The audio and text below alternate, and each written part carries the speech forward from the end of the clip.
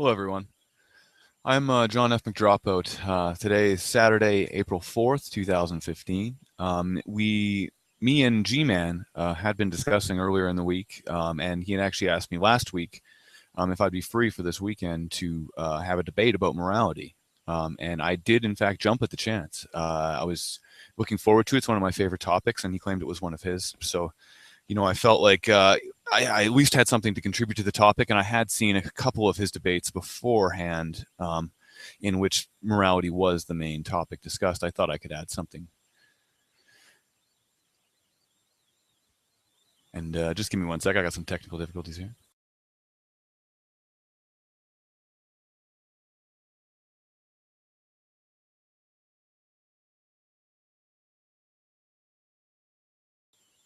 Sorry about that, everyone. We had discussed the time, and he had suggested 3 o'clock his time. That would be 1 o'clock my time between Eastern and Mountain Standard.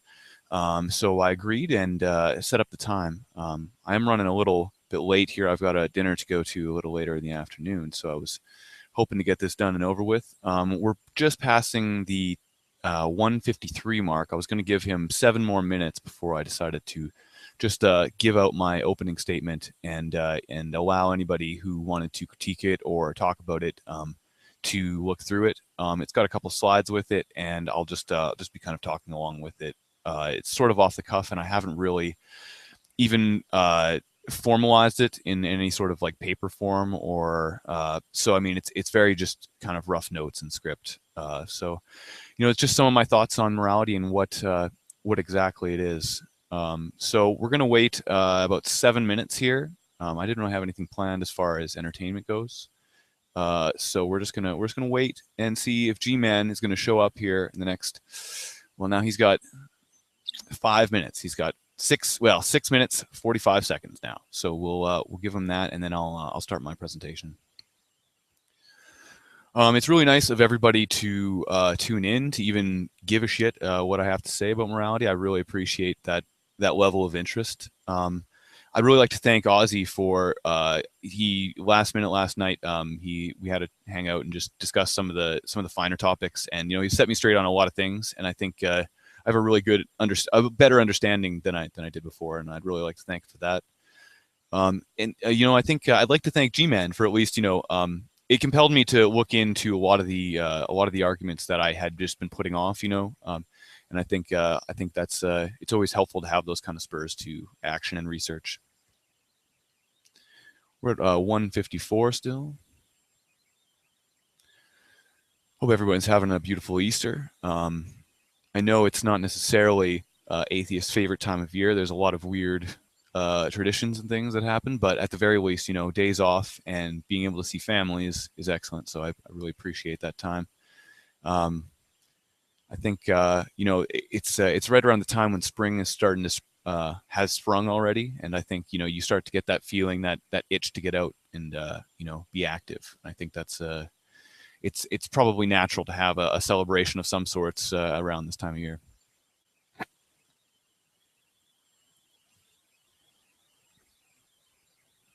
Oh, I'd like to take Tim Hortons for providing just the world's worst coffee this morning. Jeez, terrible.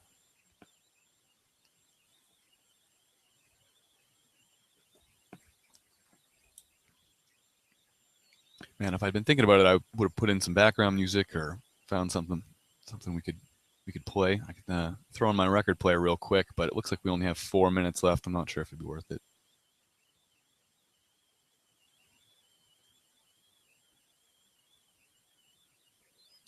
I'll start checking the pages here, see if we have any comments or anybody who else wants to join.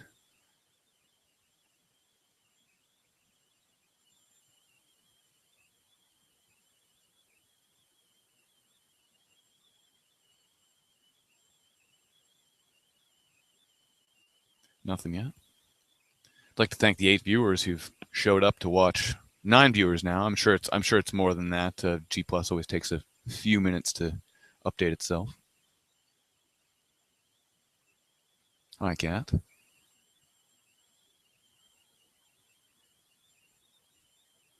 Mm-hmm.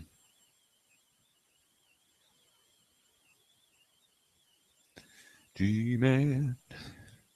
G-Man. I was thinking about well, just this morning I had like this weird thought about, what does G-Man, does he interchange the word G with with other words? Like, does he like think it represents certain parts of him? And because I remember that there's that scene in V for Vendetta where he uses all those V words to describe himself, and I think it's an interesting, the letters that we might choose to represent ourselves, especially a self-chosen moniker like G-Man's doing. And I think it says a lot about ourselves, anyways. But I was curious what G-Man primarily thinks it stands for, and if he thinks there's any alternative descriptors of himself that are there. I can think of a couple G words that I might use to describe him, but I wasn't sure if he self-described as them.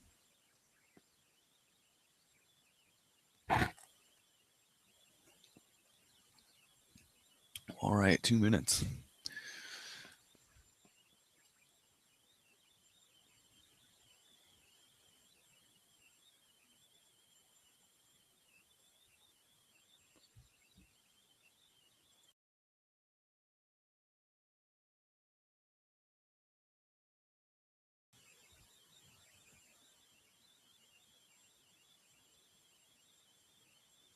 Yeah. Well, I really hope G-Man, kind of forgot about this honestly and isn't running away from me. I would never accuse him of being a coward, but I think, I think sometimes that that sort of I don't know, conclusion can be come to if enough evidence is drawn, comes up. But I wouldn't want to suppose that or at all about G-Man in this case. I see that none of his profiles are active, and I have correct contact him on all his G Plus profiles and on Skype at this point.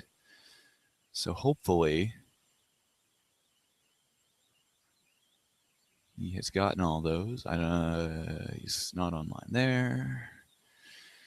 Not online there.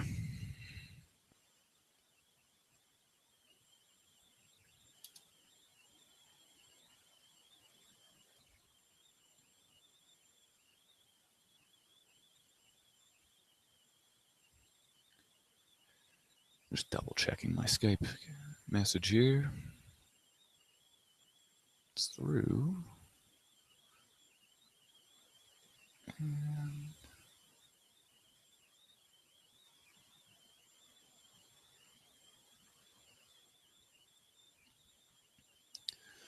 Excellent. So we're rounding the home stretch here. I was really hoping to have G-Man join us, but we're rounding 2 o'clock here. That's about an hour past the original Hangout's proposed start time. So I'm going to just go ahead and start giving my opening statement. I'd like to thank everybody for showing up and joining us here. And G-Man, you are of course welcome to rebut this in another video, or I'll be happy to repeat it if there's any questions or concerns. I'm sure you will. So here we go. It's not 100% certain how this Skype is going to work. Actually, if everybody could just bear with me 1 second here.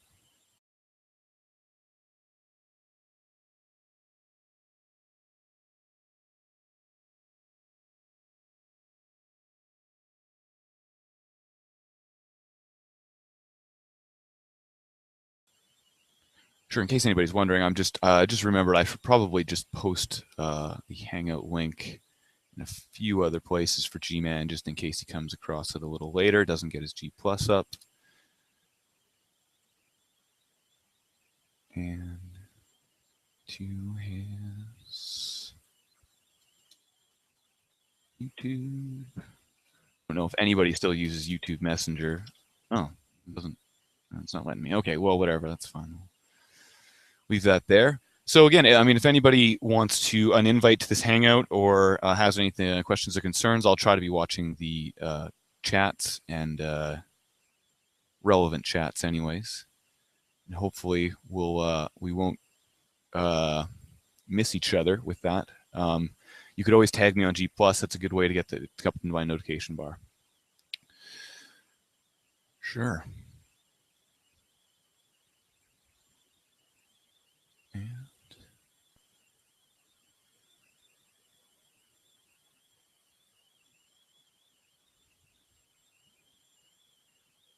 What in the heck?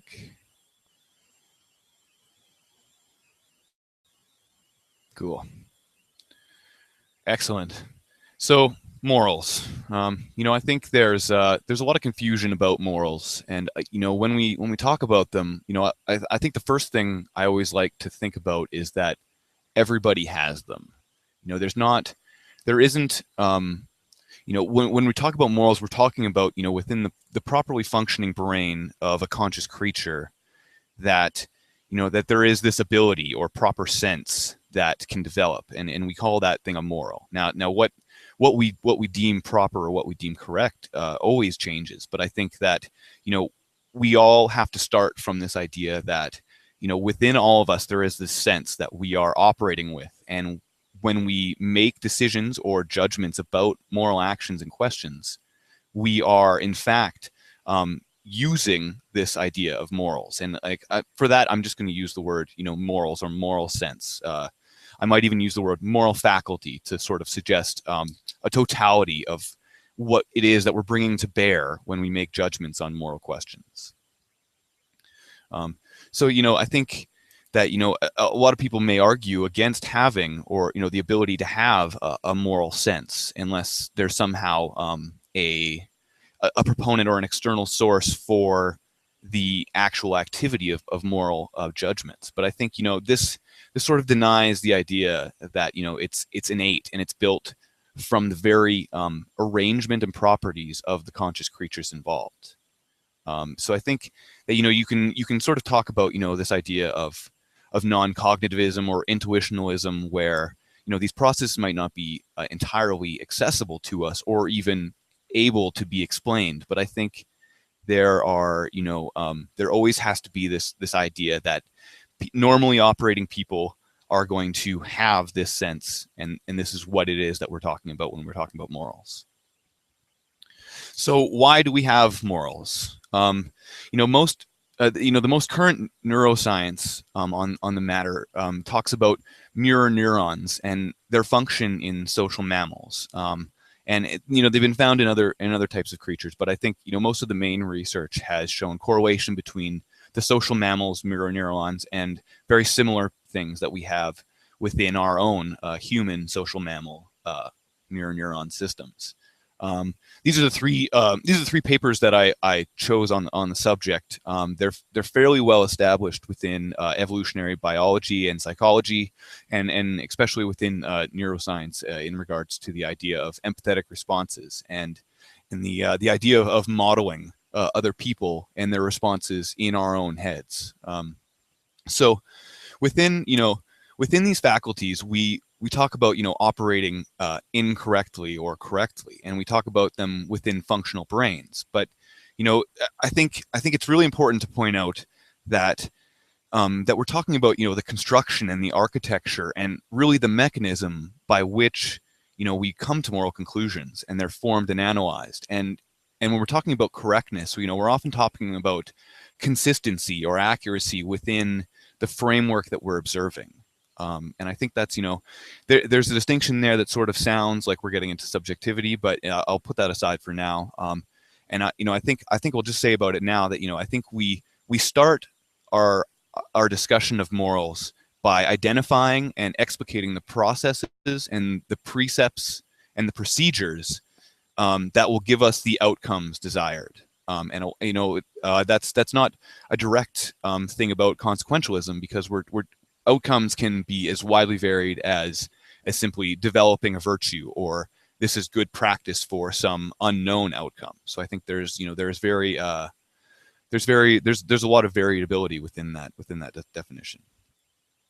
I think the most important thing about mirror neuron systems is that when we discuss them, it's really a discussion of how we model the world around us. So, to give you an example, the mirror neuron systems in I think it was some sort of monkey species that was wired, and we were observing the functional resonance imaging of their brain activity. So there's the monkey sees another monkey picking up a ball, and within its own brain fires the exact same neurons, well, neurons that correspond in the exact same pattern and the same locations as neurons that would fire when that same monkey picks up a ball for himself.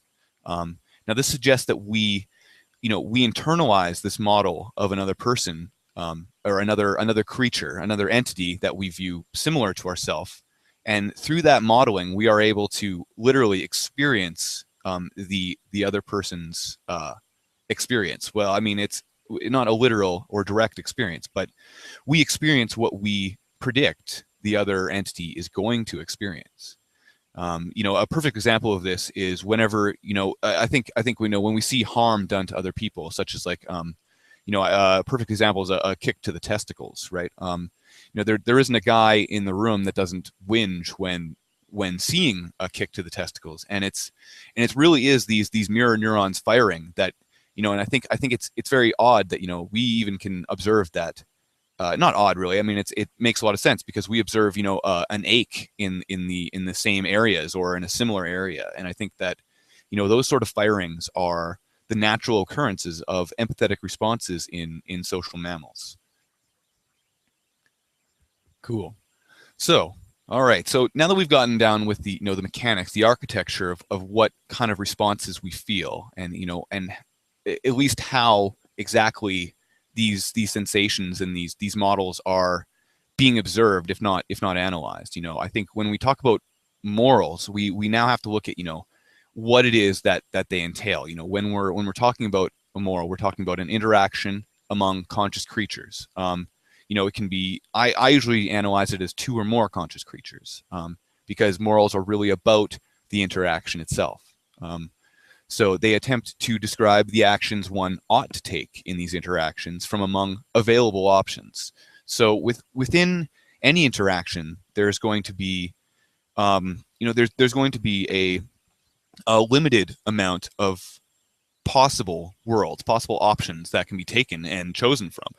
And among these possible options, we are attempting to explicate which one is the most moral, or which one ought a person to do to remain within what we might call like an idealized moral state.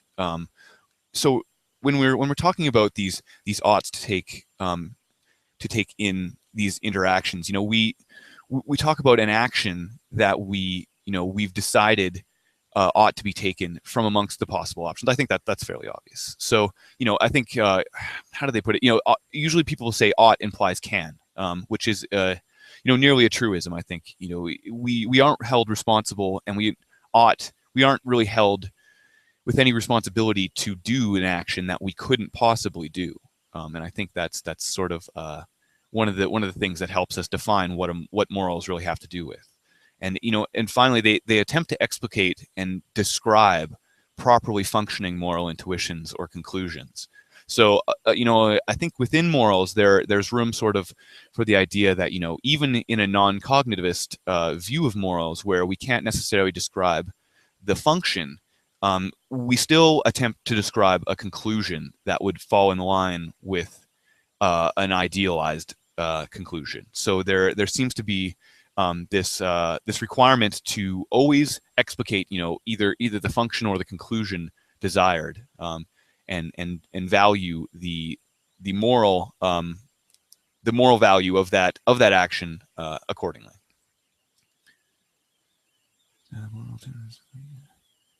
Sure. So I mean, even within the this idea of morals, there also is this need to explicate the properties of the creatures involved within the moral decision. Obviously, we can't, we couldn't have really any idea as to what we ought to do if we weren't sure exactly what sort of entity it was that we were interacting with. I think there are a lot of moral questions that would arise if we were sort of interacting with an alien species. I think there would be no framework for us to really understand their experience of the world and exactly how it is that they're seeing it. But within moral considerations, there generally is this continuity of what we consider consciousness, and what it is that makes the continuity of that consciousness important for the for the the way that we describe the value. So one perfect example would be, why would it be immoral to kick a baby and not to kick a rock? And it's simply due to the idea that, within the properties of a rock, there is no memory or suffering that is going to occur. There's no continuity that will continue to harm that rock, but the baby will suffer short-term and long-term consequences of any sort of physical and psychological damage like that. So we find that there's a moral reason based within the properties of the entity involved. Excellent. Sure. So the next, we're talking about, when we talk about what we ought to do, we're talking about considering a moral act, and and when we're really talking about actions that we might consider moral, there are some things that really do delineate exactly what they are. And moral acts are, in all cases, consciously chosen by the moral agent. And so this means that there has to be an intention, a motive that's involved to act, and also a deliberation. Maybe not a long deliberation, and you can argue about where that deliberation happens, but the assessment takes place, and we for the act to be moral, the agent itself has to be the one choosing it. So we determine that there was a deliberation within that moral agent. It must be uncompelled or self-determined or self-desired. I think there's a lot of, I've heard of a lot of dilemmas, moral dilemmas, where I think it's talking about if someone was forcing you to do something that was immoral, would you be the one being immoral? And I think there's a question there as to whether or not being uncompelled is a really determination about what we talk about when we talk about a moral act. And I think that it's easy to see that at the very least we would say that the intention has to be self-desired. It can't be an intention that is enforced or emplaced from any other external source. The moral acts will have properties of valuation. Now this is good, bad, right, wrong. I also thought of for better and worse, or hotter and colder. These things are in relations to goals or associated with some aspect. When we're talking about moral acts, these valuations will have these very same categories that we're going to place these acts in. But the properties themselves, will have a valuation in relation to a goal. So it's a little more difficult to talk about the idea of valuation of these properties. Now these things aren't necessarily inherently good or bad in themselves, and that's really the distinction you have to make. These properties are always valued in relation to an objective goal, and it never has to do with an entire aspect. There's the possibility that it could be dealing with only a single aspect of the properties of the thing, and that's the only thing that has the valuation. And I think the most important thing within moral acts, and the really sticking point that seems to really tie all these morals and morality talk together, is that these actions have predictable consequences, intended or not, that result to oneself or others. Now it's very important that there be consequences. Actions without consequences would, I think, inherently be amoral. There's sort of this idea that without, if it doesn't do anything to anyone, and to I think the argument can be made to oneself, then is there any immoral act that's actually done? And I think the answer is no. But further than that, it's about the predictable consequences. And when we say predictable, we're really talking about that others involved might have known, or that they should have known, that there was the possibility of knowing the consequence of the action, and was summarily ignored or somehow covered over. Now I think within that, there's a lot of things that are wrapped up, like an imperative to be observant, or an imperative to act in such a way that you don't harm yourself. I think there may be a lot of arguments that can be made back and forth about which precept exactly might have the might let us know about which consequence you would be looking for. But the important thing is that the action, if the consequences were completely unpredictable, we would not label that as a moral act. Perfect. So now there's a ton of differing views on how to proceed when we're looking at moral knowledge and when we're seeking for this understanding of moral intuitions and processes. But I think really when we boil it down and we start to look at the very machinations of the morality that underlie it, we start to see that really, morals are based on and rely on the values inherent to the conscious creatures involved, so that within the interaction, the values of each creature are going to be either in conflict or in complete unity. I think at the very least, a lot of moral judgments end up being compromises between values. So when we talk about this idea of moral judgments rely on the values of the conscious creatures involved to derive the prescribed moral act from the available experiential data I wrote down here. And I think it's really about the very values that we're talking about here are inherent because they're a result of interests and concerns of these conscious creatures, both experienced and perceived. So when we talk about values and the way that they relate to interests and concerns, I think it's pretty clear that we value something because it's in our interest to value it, or within the interest of a wider interest that you could look at. So when we talk about interests and concerns, we really are looking at the very things that make these conscious creatures interact at all. It really is about the action of being conscious.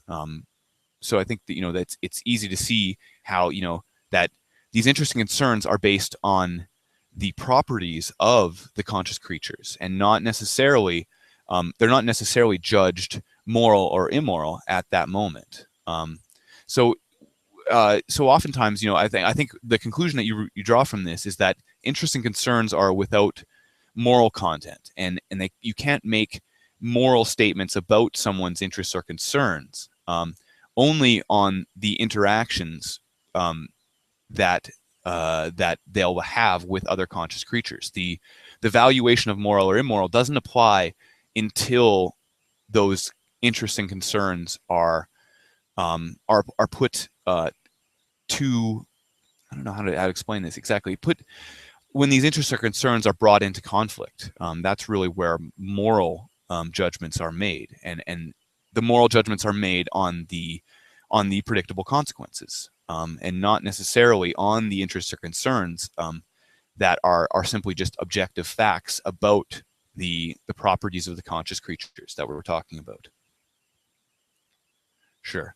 So now the first objection that's going to come up is that, well, if we simply base morals on the concerns and the interests and the very perceptions of the conscious creatures involved, aren't we just falling prey to subjectivity? Isn't that just a purely subjective morality, and doesn't it purely become about preferences?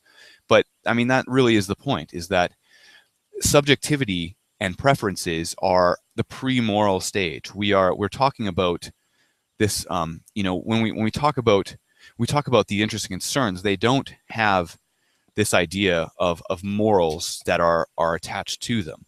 They are simply properties of the very arrangement of the materials that the creature has created, but also of their location and their acceleration in relation to the various world that they observe.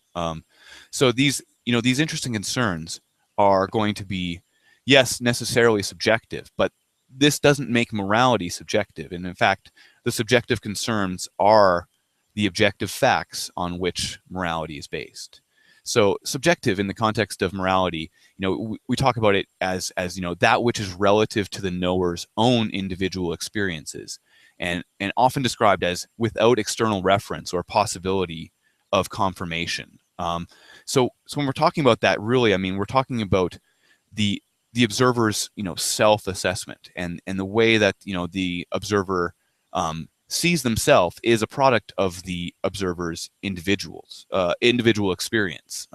So their perceptions, their personal histories, and yes, even their idiosyncrasies or their their personal biases or foibles might end up being a factor within which we view this moral fact, this objective fact about what it is that they value. But we don't necessarily dismiss it as simply being subjective in the concept of morality.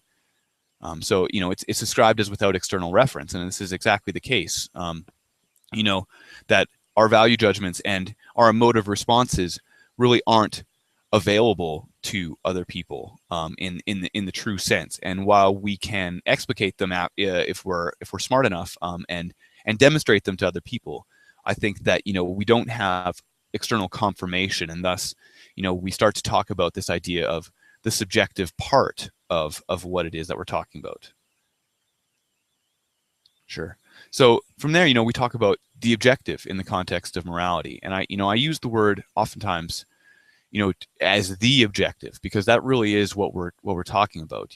It refers to our ability to make an evaluation of the moral situation, the question, using the facts or experience or the evidence from the actual events and experiences.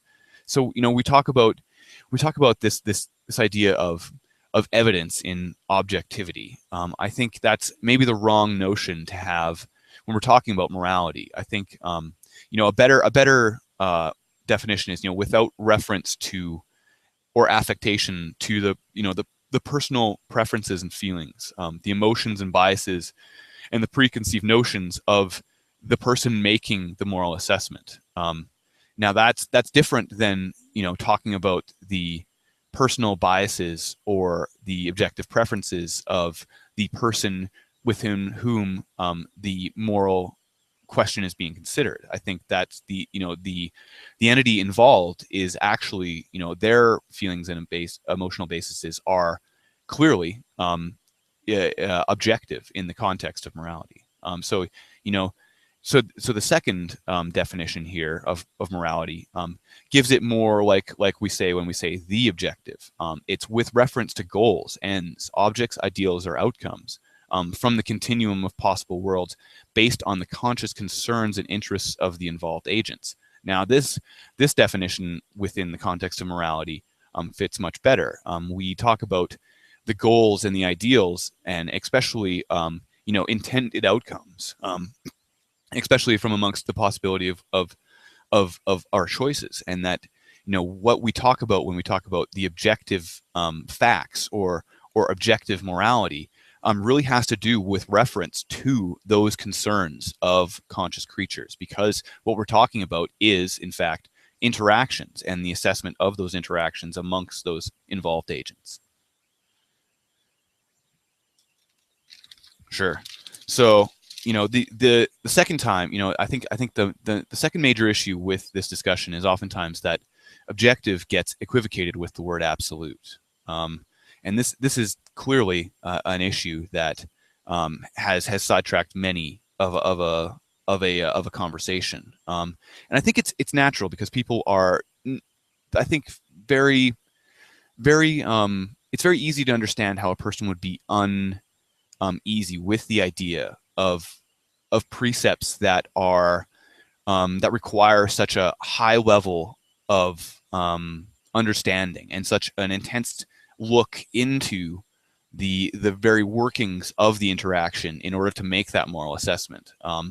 When people talk about objective morality, they often feel like they can give themselves some sort of precepts or laws to follow within which these things might be universally applicable and always the case. And I think that that is a really horrible way of looking at morality. I think that pushes the word morals into this idea of absolute morality. which I don't think is a valid definition, right?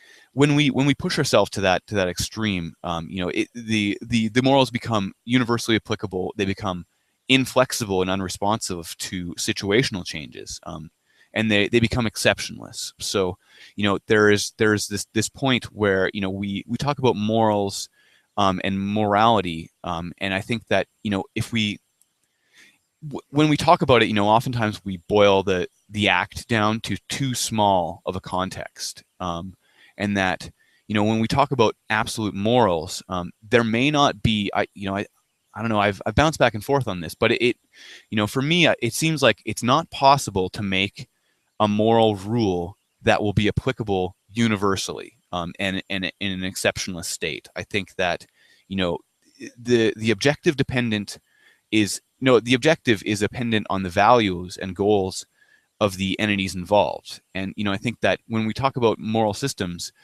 that are using this objectivity, especially in reference to the entities involved, they have the flexibility to respond to situations based on the types of entities involved, and that means that these moral systems aren't necessarily universally applicable, because the type of entity involved is going to determine how that moral is applied.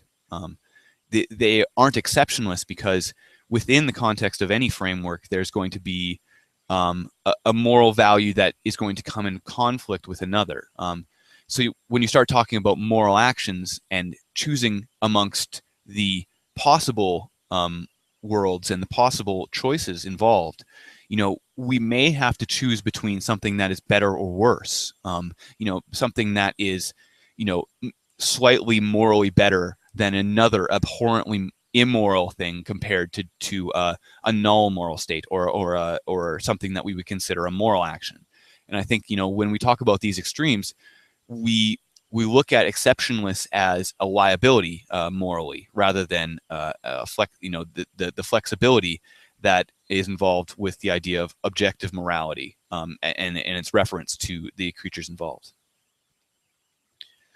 So virtue ethics. Now, my familiarity with virtue ethics is minimal, but I think it's an easy way of pointing out why the word objectivity in morality really does reference the creatures involved, and that when we make these decisions, we're talking about these oughts within those decisions that will bring about the best consequences. But within virtue ethics, we see the switch of that, where it's meant to be, the consequences are of course the goal. Virtues become an attribute, and they become something that is very important to a person, and can help them to succeed in life. But the question of how we ought to act,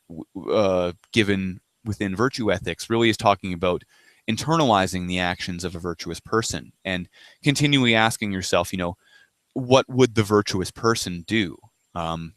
The rules and precepts are viewed as useful, and possibly true, but the necessarily incompleteness of these statements leads to the idea that virtues and values one should hold are not necessarily within the letter of the way that statement is placed, but we follow the spirit or the precept. Like I have here. I mean, following the spirit of the law and not the letter, I think, is really the important statement that you would get out of that.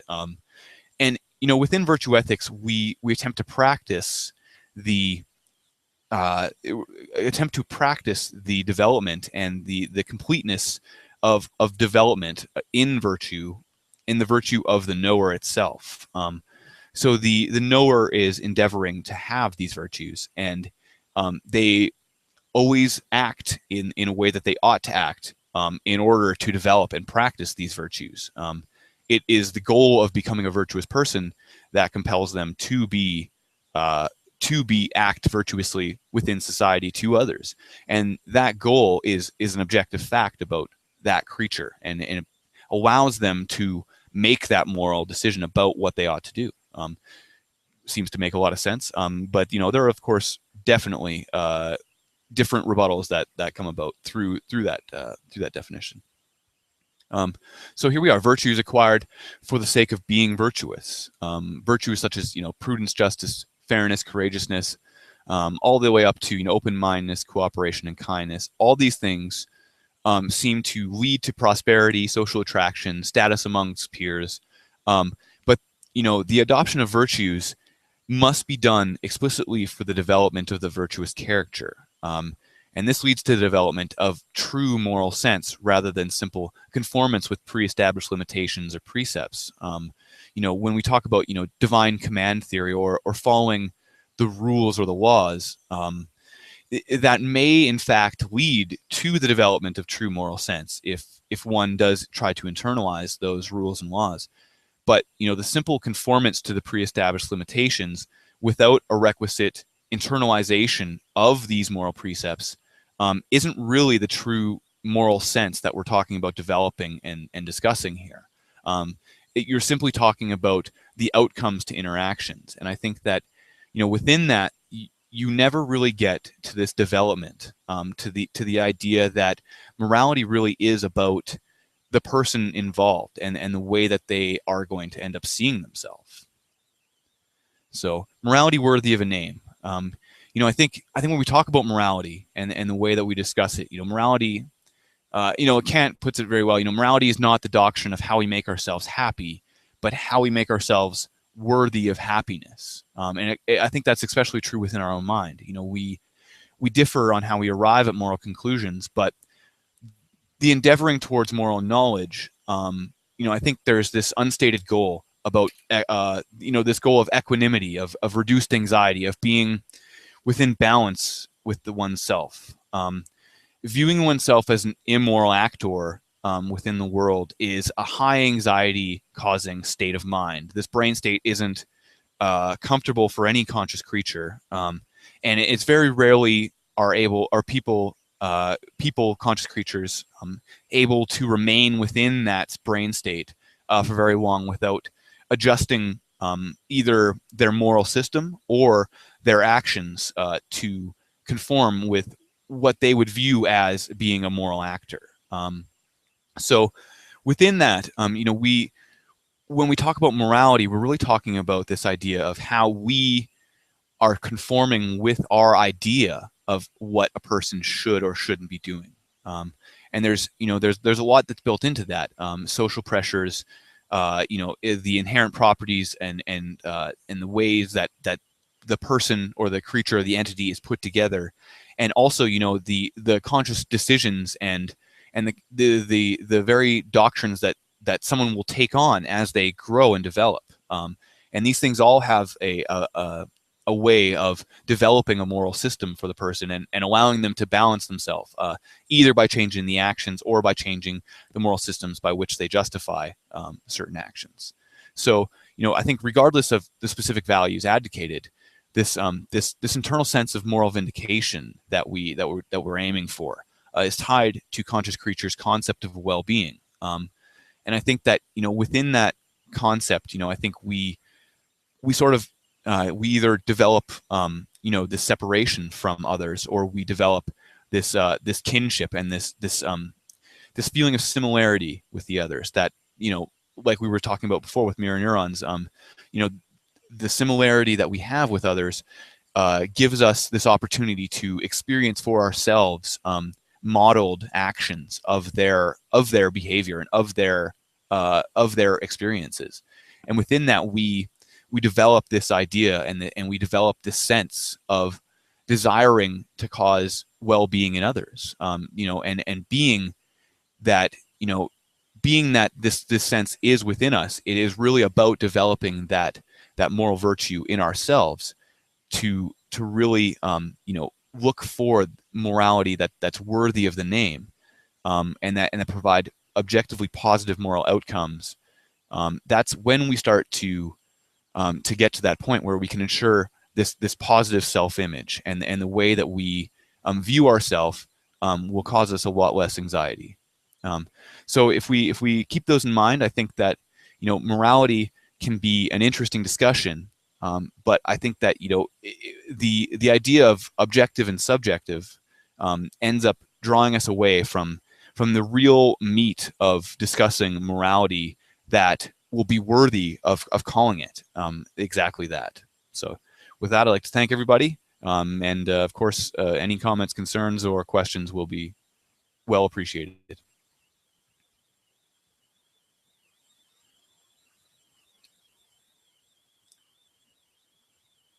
Excellent. Wow. Well, personally, I mean, I'm a little bit flattered that 21 people are now watching. I think, what I have to add on morality is not necessarily complete, and I think I've, probably mistaken a lot of what, exactly the theories might state. But I think that within it, I have a good understanding of how we develop this moral sense and how we can come around to making these moral decisions. And I don't think that that's something that's impossible for us without reference to external sources. And I think that, we can, besides this external source of the people that are involved in the interaction itself. And I think that's the distinction I'd like to make, that, morality is not about morality that follows rules, just simply falls by the wayside. It's not a true sense of morality, and it doesn't develop within the knower, within the agent itself, that true sense of morality. So with that, I'm going to drop the link publicly. If anybody wants to come in and yell at me, they are welcome to. That took about 40 minutes. Jesus, that was a while. So I really apologize to everyone for taking so long. And yeah, if anybody wants to come in and question me, they are welcome to.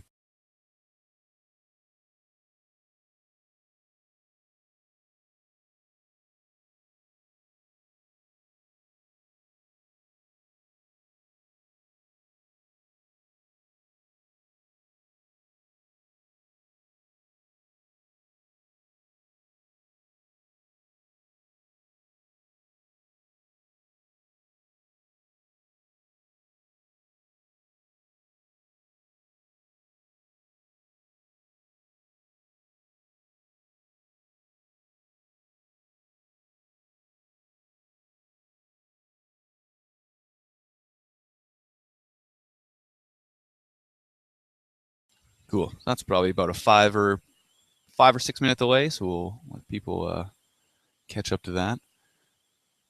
I see that Nar Warrior has written, "I love Tim Hortons." Well, that is clearly objectively immoral. I disagree. I think that they are one of the most horrible businesses that have ever blighted the Canadian landscape, and their coffee tastes like shit. So if anybody wants to disagree with me on that, they're welcome to. I guess I really shouldn't, besmirch them, because, their Timbits are amazing. So, we I guess it's 6 of one, half a dozen of another.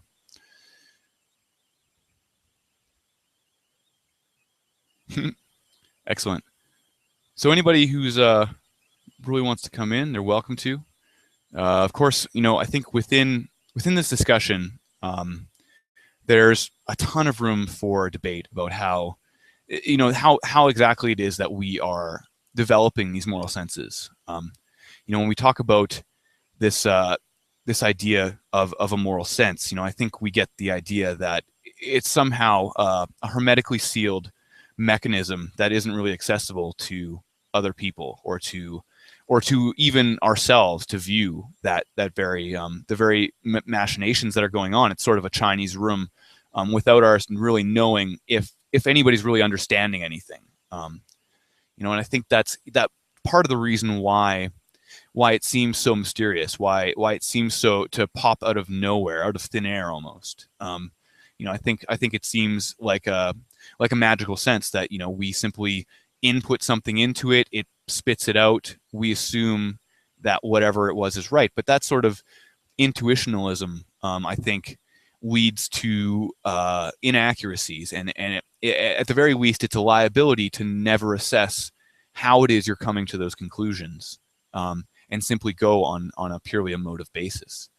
So I think we are in fact talking about emotions when we talk about these responses, but emotivism itself gives us a very limited range at which we can actually assess and look at the processes that are involved. And I think at the very least we may tie our hands as far as being able to explicate that very action. I think especially within non-cognitive or the idea that we are not able to really explain moral statements or propositions, or that they have no inherent truth value. I think that's that might be leading us astray. Although I think there's a lot of good points that are sort of involved within that. So no one's come in yet. I'm really appreciative that everyone's still watching. I was really hoping to see G-Man within the next, I don't know, hour. I got another 7. No, I got another hour and a half here at least, actually. So we'll see how it goes. If anybody else has any questions, welcome to put them up on the YouTube page now, which I am now viewing and have muted, so it's not blasting me.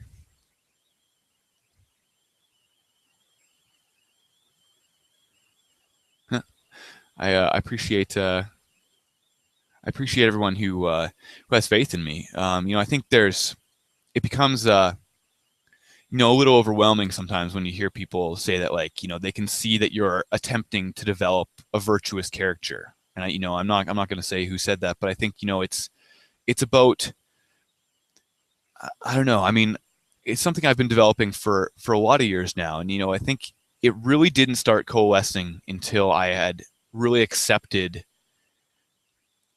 that I didn't believe anymore. That I really could come to that conclusion where I could categorize myself as an unbeliever.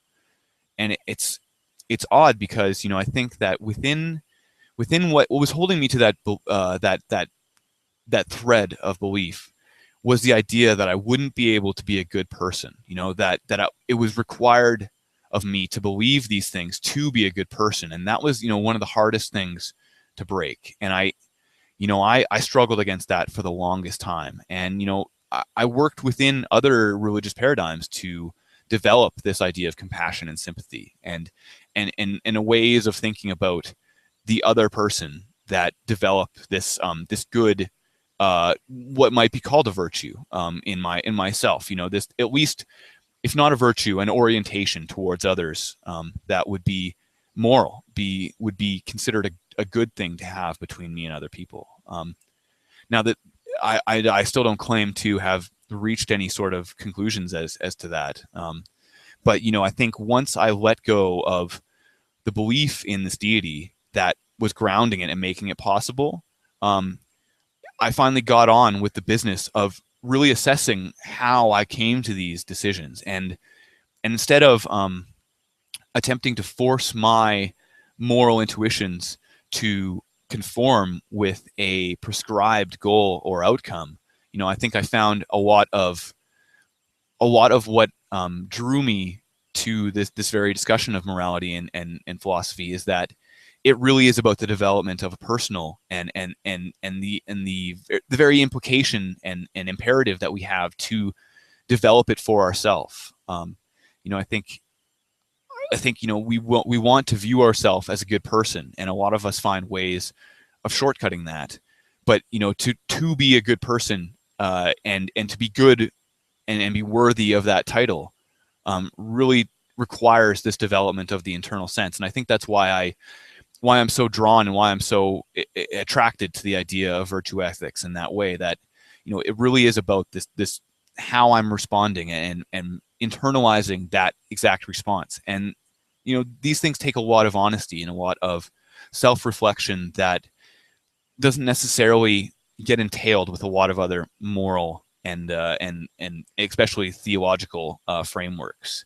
I think that when we start to view our moral sense as hermetically sealed, we lose that ability to analyze it for ourselves, and especially if we believe that somehow we are inherently unable to analyze it for ourselves, as if there was no possibility of coming to a moral conclusion that removes, the even the idea of morality itself. We no longer have an ought because we don't have a can to make that decision anymore. And I think that's where I draw the distinction, and why I don't even think I'm arguing against someone else's morality in that case. I think that I'm arguing against a moral precept, or a moral what they might judge to be a correct outcome in a moral sense, but not necessarily the idea of morals and the development of them. So I think that's where my major contentions come with. And I think that if someone can make a case for me in which the morals are not accessible to us, or somehow we have this inability to assess them, and yet you can make moral actions and be a moral agent in that sense, I think someone who could do that for me would open my eyes to a possibility I hadn't considered. And I hope someone can do that for me.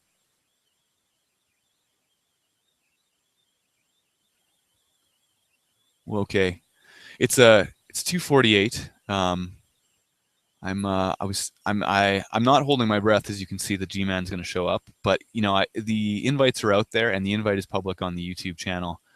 Anybody who wants to jump in or has anything to add, questions, to comments, insults, I don't know, if you just want to show some pornography, whatever it is you want to do, we can do that. Again, I appreciate everybody who took the time to check out this link. I'm sure there's a couple who are just watching the screen to see if G-Man shows up, but for everyone else who listened and who was interested, I'd really like to thank you for your consideration of it. I think some of the misunderstandings within morality are being perpetuated by people who are simply being quite intuitive and common sense with the way they're describing it. And I think that's not necessarily their fault. And that I think we've sort of locked ourselves in a lot of this postmodern thinking, in the idea that morality and moral judgments are somehow not really truth judgments, or somehow not available to what to be called objective evidence. But I think this is an improper way of thinking of morality, and that when you look at what it is you're talking about, we are very specific about what it is we mean when we talk about objective and subjective, and that the distinction between those two allows us to make definite claims about the action or the interaction, and especially about the precept or the behavior that we're going to attribute to a specific conscious creature in its interaction with others. But I think if no one has any questions or concerns, let me just check here. I'm always worried about the YouTube channel. They don't refresh the comments often enough on my browser for some reason, and sometimes I think I'm missing them. But it looks like everything's in the clear. I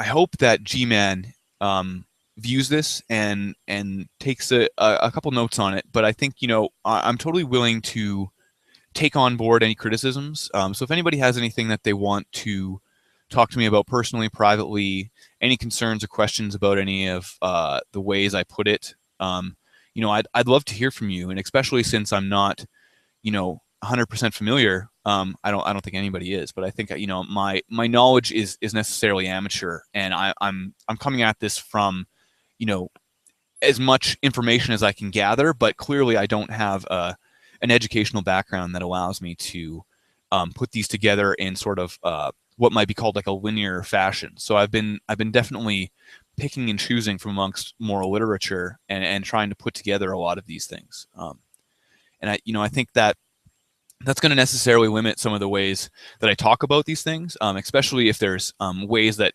some philosophers talk about things that others no longer talk about, or were considered the wrong way of talking about it, and everybody else talks about it another way. So some of the terms are going to maybe be used in different ways, and I hope that I made the context I was using them in very clear.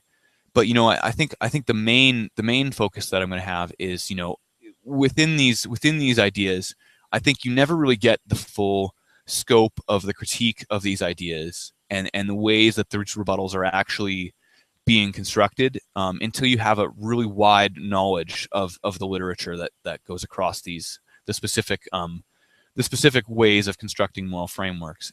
And I think if we were to talk about a specific moral framework, I think I would have, I might be able to come up with objections, but I think there's already a totality of critiques that has existed across these topics before I got here. And I'm very cautious and aware that I am not any sort of reference or knowledge source about these things, and that within these discussions there are people who have very strongly held ideas about what it is that's true and what it is that isn't true in regards to various philosophers. And I think we need to be cautious when we make statements about, is ought gaps or open questions, and the ideas that we're sort of stuck in this epistemological nihilism, or that somehow these things are unattainable in our current frame. And I think that's the wrong way to look at philosophy. I think we always look at what is functional and pragmatic in any sort of discussion, in any sort of way that we look at it. But within philosophy especially, we need to keep in mind that what it is that is functional is really what it is we're talking about. So when I talk about moral sense, we have them. I'm arguing ontologically or ontically from my experience of a moral sense, and that I'm inferring that you have experiences of moral sense, especially since we are discussing them now and continue to discuss them into the future. So I think that's really the important part, is that we discuss it in terms that don't deny others access to the internal workings. We don't deny others the access to the explication of it, and that we work as hard as possible to steer away from a non-cognitivist viewpoint of morals. But at this point, I think I'm just rambling a bit. I am enjoying it, but rambling doesn't necessarily equal great viewership. I've got 4 more minutes left. I'm not 100% certain if anybody can even hear me. Everything looks like it's running. I think what's really important here is that G-Man didn't show up, and I worked really hard on developing some slides and trying to get down all of my thoughts on morality in a very concise and at least coherent way, and that I don't hold that against G-Man. His action may have predictable consequences, but some of the consequences that he may not have intended is that as a result, I've grown in my knowledge and I am compelled to look further into it. And I think that within that there is always a positive aspect and consequence to that interaction. So I wouldn't label it as immoral, him not showing up. So there you go. I think within this framework we can see that G-Man is just not punctual, not immoral in any way, and I think that we're not necessarily discussing from here on out whether or not I beat G-Man in a debate. I think what really needs to be discussed is that will G-Man address this misunderstanding, and will he take on board any of these definitions that I think provide us a better insight into how morality works. Is the answer no? Okay, that's fine. But it's not really about G-Man, right? I mean, it's like I was saying. I mean, virtue ethics demands that I'm developing this virtue within myself, and if G-Man's actions are necessary for me to develop patience, and if my response to that needs to be tolerant and at the very least understanding, then that is the practice that I must develop in order to develop that virtue within myself. And so from there, we can, we can start to talk about the, how I would go about doing that and the best ways to doing it. But, that those are in relation to the objective fact of, my attitude towards it. Cool. Well, it's 2:57. I'm giving G-Man 3 more minutes. Like, I don't know what he would add. If anybody's got something that they really, really want to add, but they didn't want to come on today, right now, I'll, of course, after I end the broadcast, I'll leave this running for I've got another half an hour before I really should shower, get dressed so I can go to an Easter dinner. The link is underneath the YouTube channel, and of course I'll just drop the link publicly amongst all my circles and the public, and we'll just see what kind of weirdos we can get into that room itself, since I've already made the link public. If anybody wants to join or has any comments or concerns, I'd really appreciate it. So let's see here, 2 more minutes ticking away here. Yeah, any news? Any news? I don't know. Most of it's really disappointing. I think some of these ideas of religious freedom sort of are being taken a step too far, or people are sort of fear-mongering amongst themselves as to the loss of their rights or the loss of their privilege. And I think, we as a society need to maybe step back and calm down a little bit from this idea. And that might not be useful information or even well informed, but I think that, when I look out and I see this rush to protect religion itself, especially from constructive criticism, I think we need to be very wary, and especially when it infringes upon this idea of free speech, right? I think that is going to yield a bad outcome within society. But most importantly, I think we need to internalize that tolerance for other people's insulting speech and for criticism that comes off as insulting. I think perceptually, we might have an initial reaction, but it's the assessment of that reaction and the attempt to internalize the virtue of tolerance that is going to allow us to get by that. But maybe I'm just waxing philosophically on topics that really have more pragmatic inner workings than that. I don't know. I noticed more bloggers being murdered in Bangladesh. I think that's an interesting trend that I'm seeing there. I think these nations in which people are murdering others in defense of some sort of blasphemy legislation or ideal, and the idea of the insulting of a doctrine being the cause for the deaths, I think is horrific. I mean, it's something that must be stopped, and it's difficult because I understand the difficulty. I mean, mobs are inherently difficult to deal with, and religious mobs have a singular purpose, a singular goal that can be organized within the fervor of a religious ceremony. And I think those sort of variables create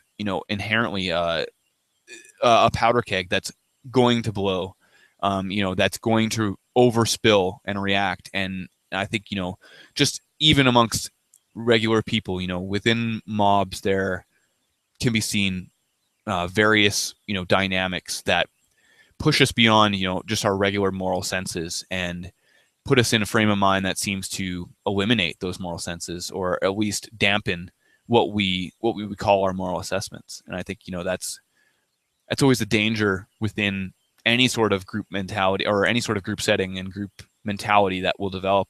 But I think it's especially dangerous when the religion is demanding such harsh and such terrible actions or reactions for, such a victimless crime, when no consequence can be shown to result from the act that this group is considering immoral or able to destroy.